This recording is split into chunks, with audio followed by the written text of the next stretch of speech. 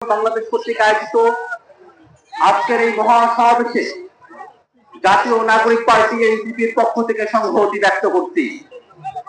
সুপ্রিয় উপস্থিতি, হাজার হাজার মানুষ জীবন দিয়ে, হাজার হাজার মানুষ রক্ত দিয়ে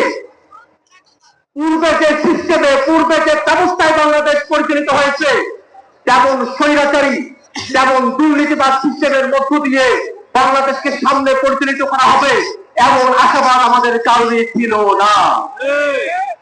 নতুন যে বাংলাদেশ, এই বাংলাদেশ নতুন ব্যবস্থায় পরিচালিত হবে, নতুন সিস্টেমে পরিচালিত হবে। নতুন বাংলাদেশে কোন দুর্নীতিবাদ, কোন চাঁদাবাদ, কোন টেন্ডারবাজের জায়গা হবে না।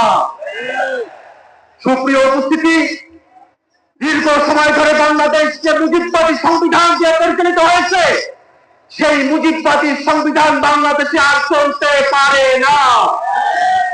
নতুন সংবিধান প্রণয়নের জন্য অবশ্যই বাংলাদেশে গণপরিষদ নির্বাচন আয়োজন করতে হবে।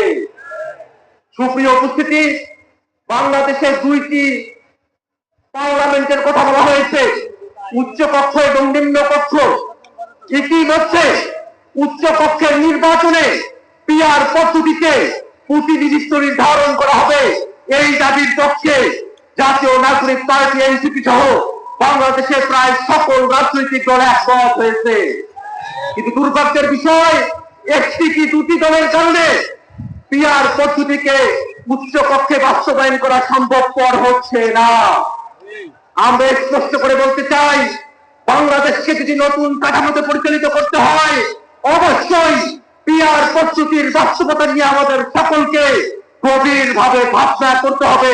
বাস্তবায়নের